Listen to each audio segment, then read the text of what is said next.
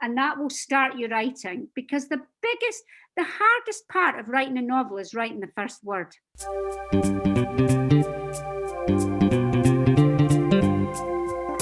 Hi, and welcome to the Innovative Mindset Podcast. I'm your host, Isolde Trachtenberg. On the show, you get my conversations with peak-performing thought leaders, creatives, and entrepreneurs. We explore how you can innovate through creativity, compassion, and collaboration. I believe that innovation combined with compassion and creative thinking can save the world, and I aim to bring you ways you can do it too. If you're enjoying the show, I'd be super grateful if you can support it by buying me a cup of coffee. You can buy me a cuppa at buymeacoffee.com/Isolde T. And now, let's get on with the show.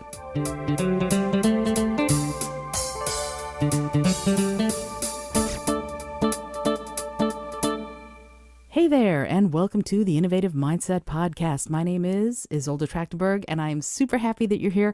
I'm also really happy, thrilled, and honored to welcome Wendy H. Jones to the show. Wendy is an international best-selling author who writes adult crime books, young adult mysteries, children's picture books, and nonfiction books for writers. She's also a writing and marketing coach, runs the Writing Matters online school, and is the CEO of Authorpreneur Accelerator Academy. Because she doesn't sleep, you know. She's also the president of the Scottish Association of Writers and hosts the Writing and Marketing Show podcast. My stars, Wendy, do you sleep? Welcome to the show. First, answer that question. How many hours a night do you sleep? I don't sleep very well, actually. It's probably because my head's full of what I want to be doing the next day. I ought to, stop thinking about all these things I want to start and maybe try sleeping occasionally. That's not a bad idea. I too don't sleep that much, but all of the things that you managed to squeeze into a day, just amazing. I'm so happy that you're here, and I would love to just immediately, first and foremost, talk to you a little bit about what got you into writing. What was it, the impetus that decided that you needed to be a storyteller? Well, I've always been a storyteller, really. I started reading very early. I was reading when I was 3 years old. And my mother, who was a secretary and believed in education, believed in reading, she bought me a typewriter when I was about 7 or 8. I mean, most kids get dolls when they're that age, but I got a typewriter.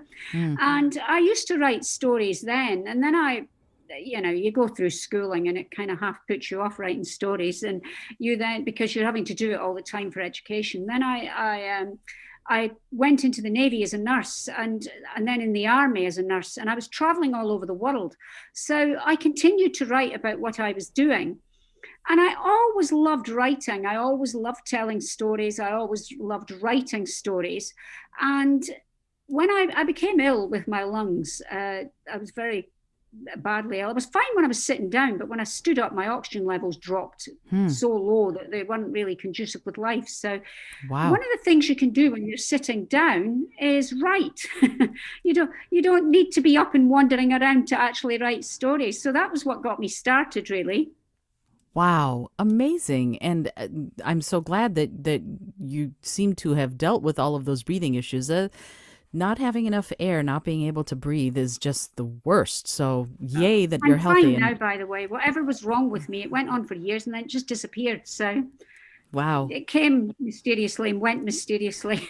That's that dreaded word, idiopathic. I hate that word. We don't know why it's here. We don't know where it came from, and we don't know what to do about it. Yeah. Absolutely.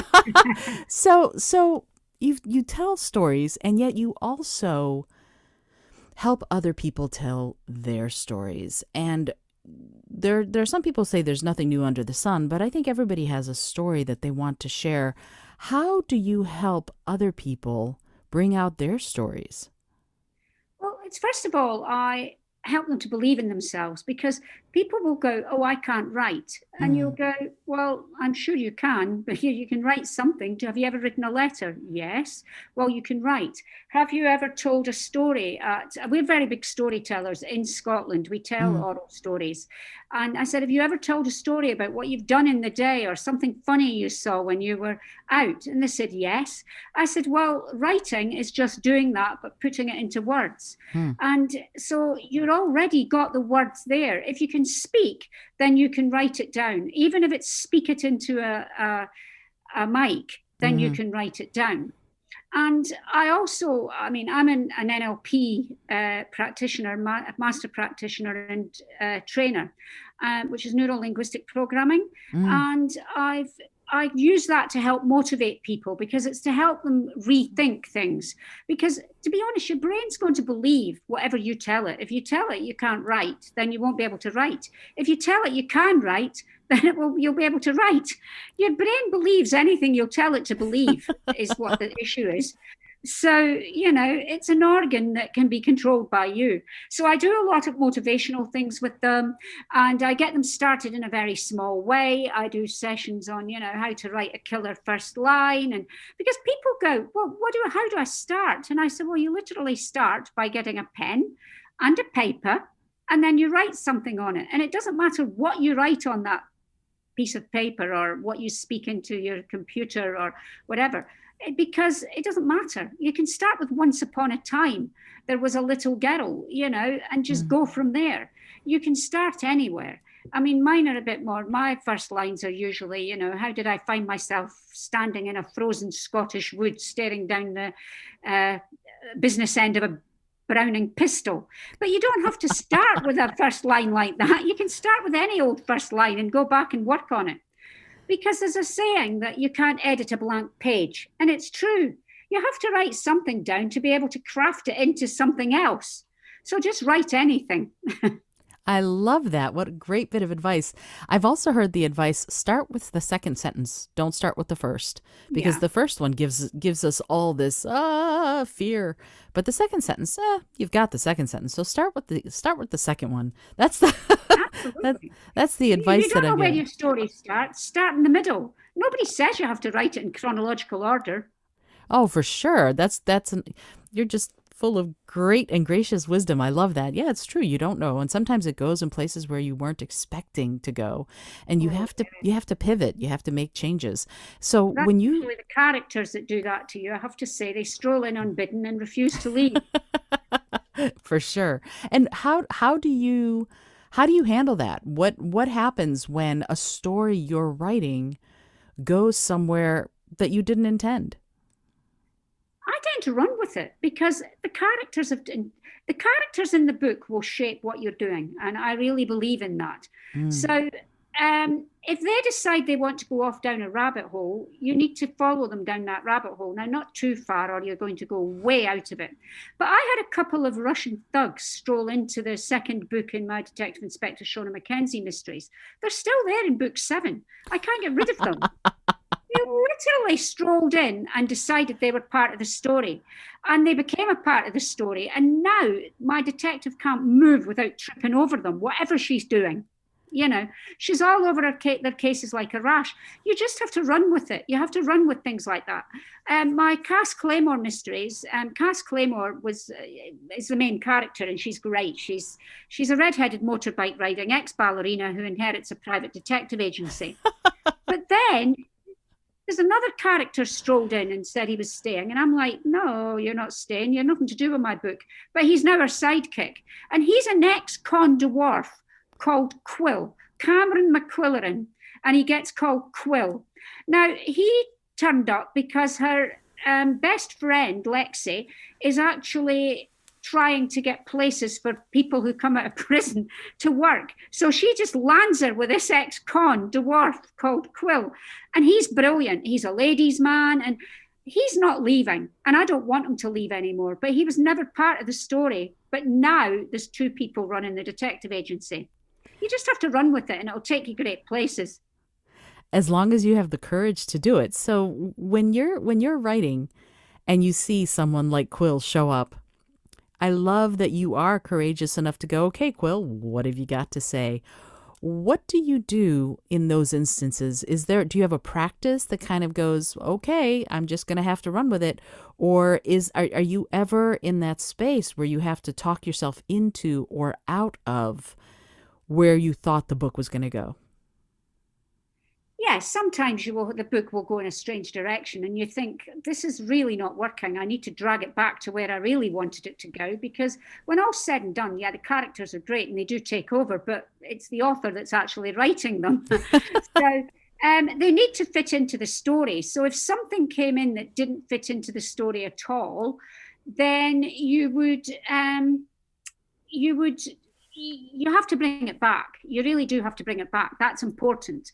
But I think on the whole, most of the things that have happened to me, I've had the, as you say, the courage to run with them and see where they would take me. Now, if Mm, Quill hadn't gone anywhere, I would have just had to delete the part where he was there. Well, not delete it. You never delete anything. You cut it and put it in a different file because you never know. Quill might not have worked in that story, but he might have had an entire series of books for himself mm, later.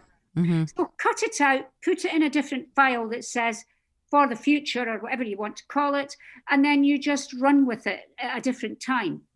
So yeah, that's how I do it. That's a great idea. I have a file like that's full of scenes and people who I couldn't use for one book, but then my goodness, I'm going to use them for another or a later book. I've had that happen too. So you write. I see that you write children's books, you write adult crime. When you're writing a series, because at least you have at least two series, probably even more, but with the Shauna Mackenzie and with the Cass Claymore, do you often find yourself going, "Oh, this didn't isn't maybe for book 2, maybe it'll be for book 6," or something that you thought was going to be in book 6 shows up and won't let go until you get it down in book 2. How do you make all of those plans across the series, or do you fly more by the seat of your pants? I am a bit of a fly by the seat of the pants, but there's obviously a story arc that goes through all of the books to do with the characters, Mm. that goes through all of the books. And maybe sometimes a character will come to a natural end and then you get rid of them. But for example, I wanted my next book, which is called Killer's Curse, is set in Dundee and New Orleans. So, of course, they're so close to each other. And we're talking Dundee, Scotland here, not Dundee in America. So they're set in both places. Now, I really wanted that to come into about book 4 or 5, but it didn't work out. So it's happening in book 7 instead. So I had to park it and come back to it because we weren't quite at that stage where we would be able to use that storyline. So you do have things that can't be parked and used later on, and you have to have a story arc that goes through the whole series. Otherwise, your characters are never growing and developing. They're never moving on. They're just the same characters in every book. So they obviously have to grow older and do different things because if they stay the same people, they're not. Then people will get bored. The readers will get bored. Hmm. Like I've got a couple of coppers that are always scrapping with each other in books 1 and 2. But if they were still doing that in book 7, then the readers are going to say, have they never learned anything? If they've never grown up, why hasn't D.I. Shauna Mackenzie kicked them out of the team? So they have to mature, they have to develop. And although they sometimes kind of break out in a bit of sparring, it's not as bad as it was in book 1 and 2. So you have to think about things like that as well. And it makes a lot of sense because to me, I think of the TV show The Simpsons that's now going on 32 years and Wow. it's crazy. And the kids are all still in the same grade. And the baby has never spoken, and it's been Yeah. 32 years. So realistically, of course, that's not possible. They would be having their own kids by now. And yet in literature, there is this notion of letting your characters breathe, if you will. And so as a writer, when you're creating this and you're coming up with new ideas and your characters are developing, what happens in that space of creativity? How do you approach your creative muse, if you will? Is it through a routine? Is it I'm going to sit down and I'm not going to get up until I've written 16 chapters? What is your process to honor that creative muse and also the routine that you do it with? Yeah, I've got more of a routine now than I ever did because we're all in lockdown. Mm. So I'm a bit of an anytime, anywhere, any place girl when it comes to writing. So I had my laptop with me everywhere. So if I went into town and I was meeting someone and I was in a coffee shop and I could sit and write there while I was waiting for them, or I would write on planes, I would write on trains because I was never at home. I was always flying around the world, speaking at conferences or going somewhere else in Britain to speak at a conference or going to a conference to attend it. So I was, or going to a book signing. So I was always out and about. So because of that, I was in any time, any place, anywhere. I could get up at 6 in the morning and I could write. And I could then get on with my day doing other things if necessary. But it's become more of a routine because obviously I'm not going anywhere. I don't, going from the sitting room to the kitchen doesn't exactly involve a train or a plane. So I actually, at the moment I'm writing in my sitting room at a bureau, and that's because it's too cold in my office because it used to be a garage. When it gets a bit warmer, I'll move back into my office and I've got a computer in there. So I am sitting down and I am writing most of the day and then having the evening off. But that's unusual for me because I tend to fit it in, and I've got a muse that will show up anywhere. I have to say, they say that a lot of people say, "Oh, I can't write unless I'm in the creative zone or something." And there was one very famous author said, "Oh, I can't write unless I'm in the creative zone, so I make sure until my muse shows up, so I make sure it shows up every time I sit at my computer to write." That's a great way of looking at it. Absolutely. Yeah, yeah. So let I, this is I'm loving getting your perspective on this, and it sounds like you've made your work fit your life and your life fit your work. What did you have to do to allow that? I mean, you used to be a nurse, you lived all over the world, you spent time in Israel, you've done all of these amazing things. Yeah. And yet you had to get to the point where you could go, you know what, this is what I'm dedicating my life to. What did you have to do differently? How did you make that happen? Well, I wouldn't advise anybody else doing this because it happened because I got so sick, and Oh. I retired early, but what I had to do was then make a conscious decision. What that did was slow me down, and because it slowed me down, I thought, what am I going to do with the rest of my life? I'm not even 50 yet. That was when I, started writing. And I thought, what am I going to do with the rest of my life? And I thought, well, I've always wanted to write a book. So I signed up for something. And I would recommend people do this now from the rest of it. I'm only talking about don't get ill. The rest of it, Right. yes, please do. Um, Slow down and think, do I really want to be a writer?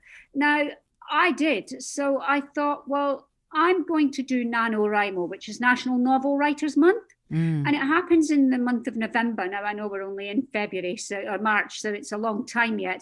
But you can do Camp NaNoWriMo, which is in April. And what you do is you pledge to write 50,000 words in a month. So Hmm. you get 30 days to write 50,000 words. And I thought, oh, well, I can do that. It's only 1,666 words a day. That's doable.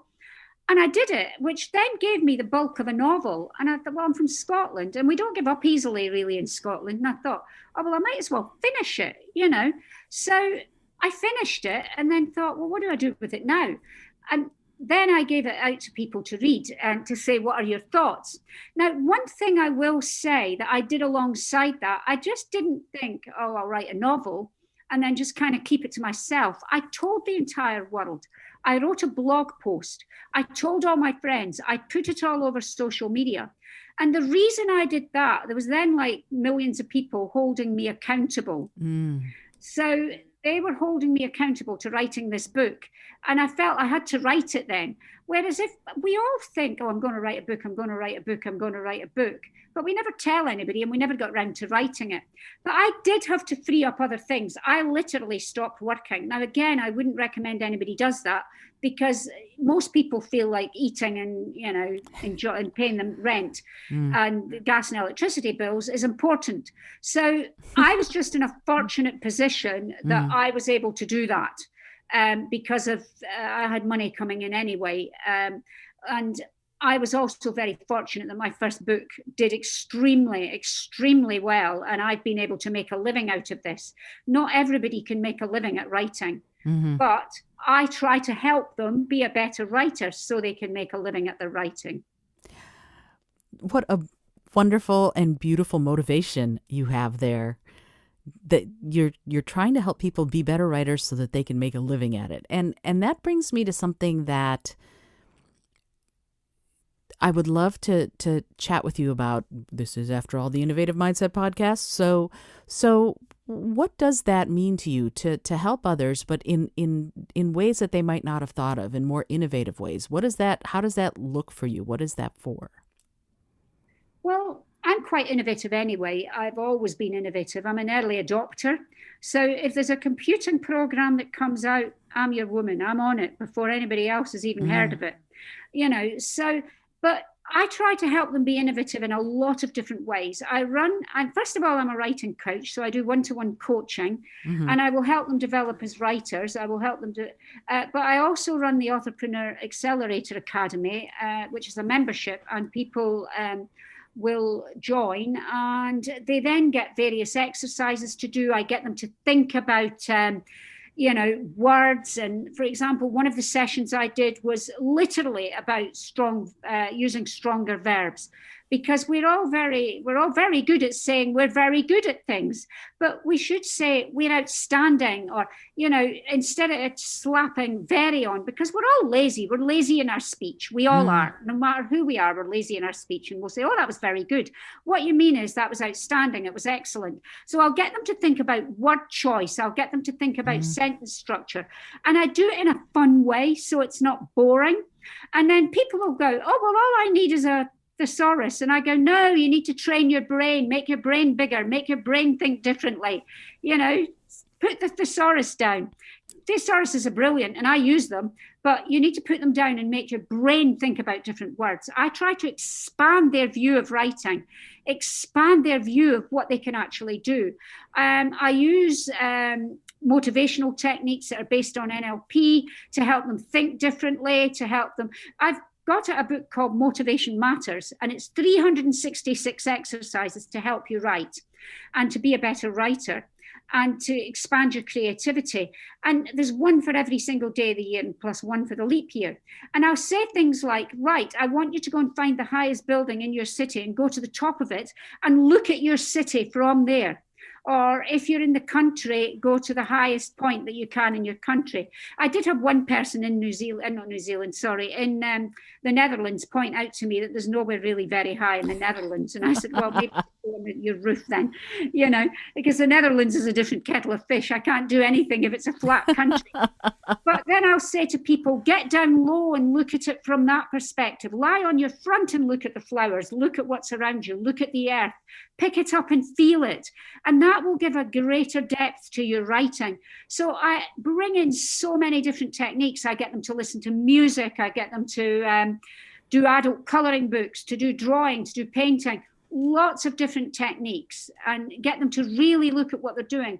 Look for specific colors when they're out and about, because that will make them observe things differently. Sit in a coffee shop and just listen to what's going on around you. What are people saying? You'll be better at dialogue then. Plus you get some really good plot lines. absolutely. I have a thing I've been keeping track of for years called overheard. It's things that I've overheard in coffee shops or walking down the street. I have a great memory for that, so I've written down over 50,000 words of quotes of things that happened for that very reason, because it does inform your writing for sure. Motivation Matters sounds like an amazing book. I'd love to put that in the show notes, because that notion of harnessing creativity to be creative in another way is fantastic. How did you come up with that? Well, it's all based on NLP, neuro linguistic programming. And as I say, I help people with that anyway. But NLP is about doing things differently, even down to, if you get up in the morning and you always do things, the saying is, if you always do what you've always done, you'll always get what you've always got. So if you're sitting down at a blank screen and you page and you can't write anything, and you're like, I can't do it, I can't do it. Do something differently and you'll wake your brain up. So if you always brush your teeth with your right hand, brush them with your left hand. If you always drink tea, drink coffee. Don't make yourself sick, by the way. If coffee really makes you ill, don't do it. But, vice versa. Do different things. If you sit in a different place in your house and write at the moment. Normally, I would say go to a coffee shop or a library or a park, but you can't do that at the moment. You're a bit stuck. But go to a different room in your house, a different area in your house. Sit on your bed and write. That's not very good for your back, so don't do it for too long. I don't want anybody to end up with backache and blaming me. No, no, no. I don't think that would happen at all. Well, okay, so you have embraced, you embody this creative fervor, which I just love. What about people, and you might get this with your own clients, what about people who think that they're not creative, that they're not innovative? They might want to tell a story, but they're not sure that they have that creative spark in them. I think everybody does, but some people who want to feel like they don't have it. What do you say to them? Well, to be honest, the people that think they can't do something, it's usually because somebody's told them that. As children, we believe we can do everything. Yeah. So we believe we can draw. We believe because we can draw. We believe we can color in because we color in. We believe we can, use words because we play word games like Scrabble and everything. We tell stories to our parents. Children are so creative. And then adults beat it out of them when they get a bit older, or their peers beat it out of them when they get a bit older, because they'll say, oh, that's boring, you're writing, or that's boring, you're reading. Or an adult will say, why are you still colouring in? You're 12 now, you should have got over that. Or, your parents will say, you should be doing your homework, not sitting writing stories. Do your maths homework. So it's usually been driven out of them because people say they can't do it. Or somebody at school, their art teacher will say, you can't draw. Well, how do they know? You can draw. You might not be able to draw to pass your art exam, which is what they want you to do. Yeah. Somebody will say to you, oh, you can't write. Your English teacher usually. Sorry, if you're an English teacher or an art teacher, I love you to bits. None of my teachers said this to me. But what they're saying is not you can't do it. What they're saying is it's not right. What you are doing there is not right for you to pass the exam I want you to pass. Yeah. But your brain hears, I can't draw, I can't write, I can't paint. And we just give up being creative. And the busyness of life gets in the way. And the other thing that gets in the way, with all due respect, with everybody, me included, is social media. Because I have the amount of people that say to me, oh, I don't have time to read anymore. I don't have time to write. And I say, well, can you pull out your phone? And this is one of the exercises in my Motivation Matters books. Pull out your phone and look at how much time you spent, how many hours per day you spent on your phone or your mobile device last week. So they'll pull it out, they'll look up the stats and they'll go, oh my goodness, I spent 5.5 hours on my phone every day. Wow. Yeah. You're creative, you're just doing it a different way. Right. Absolutely. I'm so fascinated by what you were just talking about, how the teacher, art teacher, English teacher, and again, no offense to teachers, they have to teach to the test they're required to. But that notion of you're not doing it right in order to pass the test. What do you think we can do about that? Maybe as adults, we have to go back and retrain ourselves to think differently. But what about teachers? What about students? What is available to them in the moment, do you think, that would help them? Teachers are very constrained because obviously government set the agenda and they set the tests. And they have to help people to pass the tests because that's what gets them to university, that's what gets them jobs, and so on and so forth. This is what's happened, yeah? When I went to school, there wasn't... we did one test when we were 12, and then we had to do tests at secondary school when we got to, But there was more freedom for creativity. Now, I believe that some of the... and some of the Scandinavian countries have a less focus on exams, and they have more freedom to allow people to explore what they want to do. And there is a type, I have a master's in education. Mm-hmm. And there is a type of education where you can actually just let the child develop and do what they want. And they will still meet all the criteria they need to meet in terms. So if you've got them, if you want them to learn money, then you set up a shop and let them run a shop. They'll learn money, they'll learn counting, they'll adding, subtracting, multiplying. If they've got 5 oranges, and they're 3 pence each, how much is it going to cost? That's multiplication. So children will learn by doing that. If you want them to learn writing, let them write stories, be creative, tell stories to you. And we can still incorporate all of that into our teaching to a certain extent. But again, it's governments that need to change. And again, I'm not a politician, but I would like to see governments re-look at the way they do things and the emphasis they put on different things. Now, again, I'm not a teacher. I do have a master's in education. I ran educational programs. I ran teacher training programs. I was the manager of a university faculty that dealt with education. But I do believe that there needs to be a fundamental change in the education system, but I'm not a teacher, and I'm not getting at teachers, and I'm not getting at the education system. So please don't think I am in any country at all, because everybody has difficult decisions to make, For sure. I'm a teacher. I go into schools and teach all the time, and Yeah. there's a difference between being a regular cast member and a special guest star. The regular cast members, the teachers Yeah. who are doing the heroic work of day in and day out full-time classroom work, are incredible because they have, as you said, all of these constraints placed on them about what they are required to have done by the end of the year. Yeah. And yet I do know teachers who are innovating and doing things differently, and sometimes Yeah. bucking the system, if you will, of their school district or the state or the area where they work in order to be able to do that.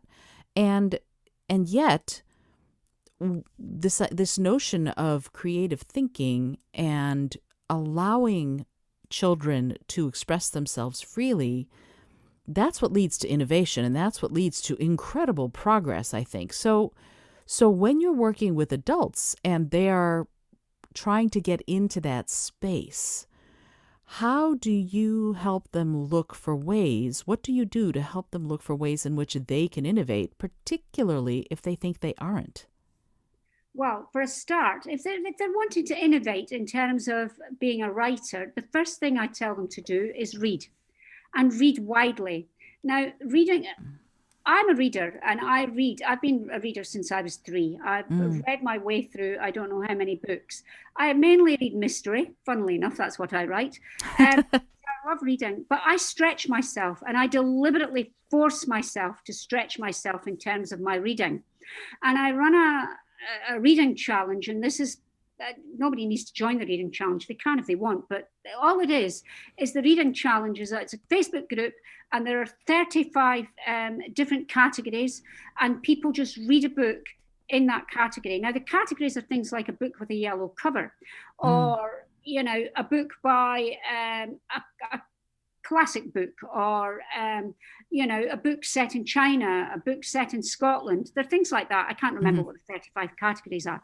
A book, historical fiction. And it's to try and stretch people. Now, I always tell people, if they want to be a writer, you first need to be a reader. And you need to read widely, because you will get a grasp of words. You will get a grasp of sentences. You will absorb it. And you will then start to tell stories. You will start to be innovative, because you've got all these stories in your head. You've got all the rhythm of the writing in your head. You've got all the sentence structure in your head, and you absorb it when you read. So the first thing you have to do is read. And the second thing you have to do is fall in love with words. Just absorb words. Listen to people. Listen to what they're saying. Speak to people. Ask them about their stories. Tell your stories. Tell people stories about your day. And I encourage them to tell me stories. So, what's happened to you recently that's been exciting? Oh, what did you do yesterday? What's the silliest thing that's happened to you during lockdown? And people will start to tell you their stories. And the Mm-hmm. more they tell stories, the more they will become creative writers because they're doing it all the time and they're developing it, but they don't know they're developing it because they're doing it in such a natural way. It's so interesting, this notion of developing it without even being aware of it, because it's almost like you trick yourself, right? You trick yourself Yeah. into thinking that you're not really doing anything special when you're doing something, to me, that's world changing, because you're changing the way you think and the way you approach things. So when a writer does that, when a writer transforms that space from one of lack to one of possibility, what's their next step? What are the things that a writer, if you accept that you're a writer, what are the things that you need to do first? Outside of reading, outside of falling in love with words, concretely, I'm going to sit down, I'm going to write a book. What do I do? Well, first of all, you need an idea, and ideas come just by, you can go out, go for a walk, you can go to a coffee shop. You're allowed to go for walks at the moment. You can sit in the conservatory, you can sit in the back garden and just sit with a notebook and write about what's going on around you. And that will start your writing, because the hardest part of writing a novel is writing the first word. Mm, And that is absolutely. But observe people around you. What are they doing? What's happening? When you're reading the newspapers, think of things. Oh, that would make a really good story, and then write a story about it. Or I use different objects. I go into schools and I help children do creative writing. mm, Well, I do when we're allowed to. Nothing's sure. happened the last year, but I go into schools and I take objects with me, and I take the most bizarre objects with me. And I also take about 5 or 6 different hats, and I tell stories with the different hats on, and I let the child put the hat on. And I take objects and I say, right, I want you in little groups to make up a story, and I will give them 3 of the objects, or they'll come and choose 3 of the objects, Mm-hmm. and they will tell a story about that. And I've had all sorts of stories. I've got, about pirates, about angels, about fairies, about people going to the supermarket. Anything. If you go to the supermarket, just watch around you. People, that you can get road rage in the supermarket. Mm. Seriously, you could write a story. I've written a short story about road rage in a supermarket. You will get ideas from everywhere, everywhere. Because things happen. The problem is that life is usually stranger than fiction. And if you put something in your book that really happened in real life, nobody will believe it. And that's the truth. For sure, absolutely. I've put real things and into my fiction books, and have been told there's no way this could. Oh yes, no, it actually did, and Yeah. it's true. I love that notion, though, of teaching kids. Tell a story based on the hat you're wearing. It's such a change in perspective because it allows play. And when you talk about neurolinguistic programming, that's one of the things that I actually really enjoy about NLP, is that Yeah. it encourages, in many ways, it encourages play. So outside, maybe when you're not on lockdown, what do you do for play? What are your fun things that you do? Well, I like going to, we've got a huge park called Camperdown Park in Dundee, which is amazing. It used to belong to the Earl of Camperdown, and it's his estate, but it now Mm, belongs to the people of Dundee, and we can go and walk around it and things. So I do things like that. I like going into the country. I like traveling. I like visiting historic places, which is good if you live in Scotland because we've got a lot of history. mm, I'm fascinated by history as well. I love traveling the world. I love meeting new people. I'm always traveling the world, and I'm very fortunate because I get to go and speak at conferences and things and do book signings, and then I can just stay for an extra week or two and do a bit of sightseeing. So I love meeting new people and meeting people from different backgrounds and getting to know them and what they do. And I love cooking. I love eating out as well. Um, I've got loads and loads and loads. I spend a lot of time at libraries. I go to places like the National Library of Scotland Mm, and the British Library, mm. and I do research there and things like that. So, I've never got a minute really. No, it sounds like you really don't. You're definitely living a very beautiful and wonderful and full life. I love that you go to libraries. My favorite place to write, I live in New York City in the USA, and I love going to the main branch of the New York Public Library to the top floor, Oh, and that's where I write. It's fantastic. I It, was in New York 2 years ago, and I was in America for 8 weeks. I was doing a book and speaking tour, and I went up to stay with a friend up in New York for a few days. And she said, "What would you like to do?" And I said, "Well, I want to go to the Statue of Liberty, obviously." I said, "But I want to go to the New York Public Library." ah, Oh my goodness! isn't it gorgeous? Such a beautiful, amazing place. Ah, And my other favorite place is the Library of Congress. I mm, know that's not in New York. I know that's no. in Washington. Well, my next book, it's so funny how many things we have in common. My next book is a mystery novel, and my detective's name is Cassie, not Cass, but Cassie, based on Cassandra. So when I read about Cass Claymore, I was like, "Oh, that's so cool." And and there's a scene in the book that takes place in the Thomas Jefferson building of the Library of Congress. It's I've been there because I used to live in DC. I love it, love it, love it. So Can I so say Cass? She's short for Cassandra. really the Yeah, same. yeah. That's so funny. Yeah, Cass and Cassie. I love it. I think they're very different people, but definitely have some of Oh, the well, same listen, if spark. anybody's like my Cass, they need to get a life because my Cass is hopeless. She's And like yet the most useless detective known to man. It's really her sidekick that does all the detecting. and yet they solve the case by the end of the book. So They there you do, go. they do. So what's next for you? What's coming up next in your life and in your work? Well, in my life, I hope I get out of the house at some point. That Ah, would be yes. marvelous. I'm meant to be, I don't think I will be, but I'm meant to be on a 12-week book and speaking tour to the States later this year, but I can't see it happening. Mm. Um, I'm I'm very fortunate. This is we're recording this earlier, but I'm getting to speak at some very interesting conferences coming up, and that's good, all online. I've been invited later in the year to do some visits to writing groups and things. They're hoping that they'll be back online by then and to speak at conferences. I've also got a couple of books coming out. One called Killer's Curse, which is the seventh book in the Detective Inspector Shona Mackenzie mysteries. And that will be out hopefully by the end of April. And it's set in Dundee and New Orleans. The second Cass Claymore book is imminently out as well, and that's called Blood and Bones. And again, she'll be absolutely hapless in that one as well. She's a bit of a this is an American podcast, so I will say that if you've ever read Stephanie Plum books, Janet Ivanovich's Stephanie Plum books, Absolutely. all the Americans describe Cass as a Scottish Stephanie Plum. I love it. You know, it's interesting. I'm literally in the middle of rereading Turbo 23 right now. So Oh, yeah. the Well, 23rd I've got Turbo Stephanie Plum book. 23 sitting on my book pile from the library that I got out before the library shut down again. Wow, that's so funny. So many little things we have in common. I love it. Yeah.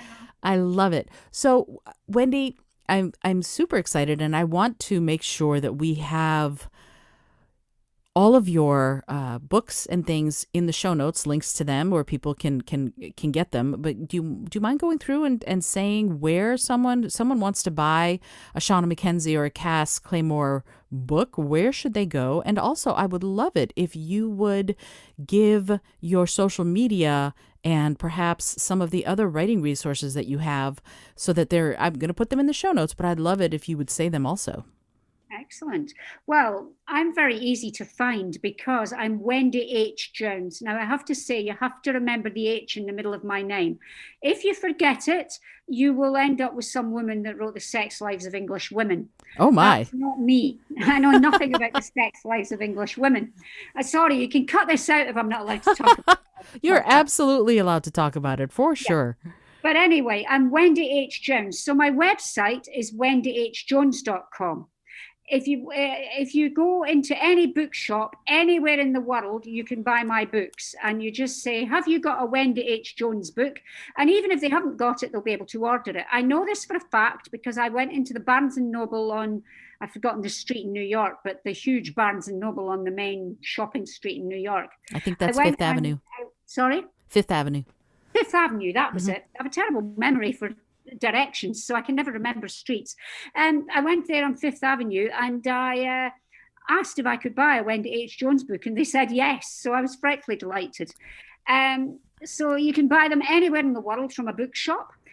You can get them on Amazon as an ebook and paperback. You can get them on any ebook platform. In fact, anywhere good books are sold. If you want to find me on social media, funnily enough, all you have to do is look for Wendy H. Jones. I'm Wendy H. Jones on Facebook. If my author page is Wendy H. Jones author, my profile is Wendy H. Jones, and Wendy H. Jones on Twitter, Instagram, MeWe, Pinterest, anywhere, any social media you're looking for me, I'll be Wendy H. Jones. Wow. Well, that was simple. I need to ask you, have you ever snuck into a store where you know your books are and just autographed a couple of them? Uh, I have, but usually they know me anyway, so Ah, they say, "Have you done it?" I've never done it abroad because I don't like to do it abroad, but I have taken pictures of myself next to them, and people go, "What are you doing?" And I go, "Well, I've wrote those." They've said, "Oh, will you sign it?" But you have to get them to buy it before you sign it because mm, in case they do something daft with it, like put it back on the shelf. ah, And you yeah, signed it to them. right. And then it's weird. Yeah, Yeah, I actually my books were at Barnes and Noble, and I snuck in and I signed a couple, so they're autographed by the author, but yeah, you don't see that yeah. until That's different. That's until you different. buy it. Yeah, that's different. If it's just got your name, it's a different kettle of fish to put into, Jocelyn, very best wishes, Wendy H. Jones, and then Jocelyn doesn't buy the book. Right, and then somebody else gets it. But people like to know that they've got some Yeah. connection with the author. Have you ever Can I considered this? say something before we finish? Sure. Today, as we record this, it's World Book Day. And World Book Day is for children. Yeah. And I Hmm. have some children's books, which I have not mentioned, and my publishers will be after me if I don't mention them. Please mention them. I have the Ferguson Flora Mysteries, which are young. They're a bit Nancy Drew meets Scooby Doo. I love it. And the third one of that will be out soon. And I have a Bertie the Buffalo picture book. And the Bertie the Buffalo picture book also has a soft toy and a colouring book with it. And the second one, called Bertie Goes to the Worldwide Games, will be out soon as well. So I've actually got 4 books coming out soon. Wow, you're so prolific. Amazing. I'm so grateful that you've taken the time to chat with me about how you innovate as a writer, but also how you help people step into their own writer's world and writer's personality. That's terrific and wonderful, and I'm so grateful that you're doing it. I would love to ask you one last question before we part. It's a question that I ask everybody who comes on the show, and it's a strange little question, but I find that it yields some poignant answers. And the question is this: if you had an airplane that could skywrite anything for the whole world to see, what would you say? Reading matters. That's what I'd say. Everyone needs to read more. I love it. I'm right there with you. I refused to read when I was a child until an English teacher gave me The Phantom Toll Booth. She said, "You must read this book." And then Down a Dark Hall by Lois Duncan. "You must read this book." And I was hooked from then on, and I've been a voracious reader since then. And there's this wonderful thing, actually. This is so cool. There's an inventor who he created something called the Little Sun. It's a solar powered little lamp that's shaped like a sun, Yeah, that the proceeds of which go to places to bring these little suns, these little solar powered lamps, to yeah, places in Africa and other places that don't have access to artificial light. Yeah. and help kids read. That's one of their intentions, is to provide light in the evenings so that parents can read with their children, so that kids can read, so that we can all read more. So someone out there is also trying to do that exact thing, Wendy, trying to get more kids to read by giving them the opportunity to have light to do it by. That is brilliant. Isn't that We are wonderful? fortunate in Scotland because every baby that's born gets a baby box, and the Mm, baby box turns into a crib, and it has everything they need for baby grows and everything. But they also get books so that their parents will read to them. wonderful. Mm. What a great idea. I love that. Wow. I didn't know about the baby box, but now anytime one of my friends has a baby, I think I'm going to have to figure out a way to get them a baby box with all of Well, these the things in baby it. box comes from the government, and it's basically everything you need. It's got baby grows, towels, a bath, things to wash them, um, you know, an outdoor coat, sheets, duvet, everything you need for your baby, including books. Wow. And I love that books are a necessary part, that they're considered a Yeah, critical part of that. yeah. Wonderful. Wendy, again, thank you so much for being here. I'm thrilled and honored that you have chosen to spend some time on the Innovative Mindset podcast. Thank you again.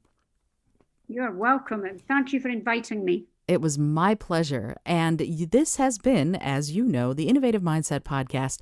If you like what you're hearing, and I know you loved what you heard just now, so remember that, you need to find Wendy H. Jones. You need to follow her, learn from her, read her incredible books, first of all. And second of all, I would love it if you would join me on Patreon. It is, remember, patreon.com/innovative mindset. I would love to see you there. There are tons of really fun bonuses. Remember that as you go throughout your day. If you want to support the show, I'd be super grateful. Until next time, this is Isolde Trachtenberg for the Innovative Mindset podcast, reminding you to listen, learn, laugh, and love a whole lot.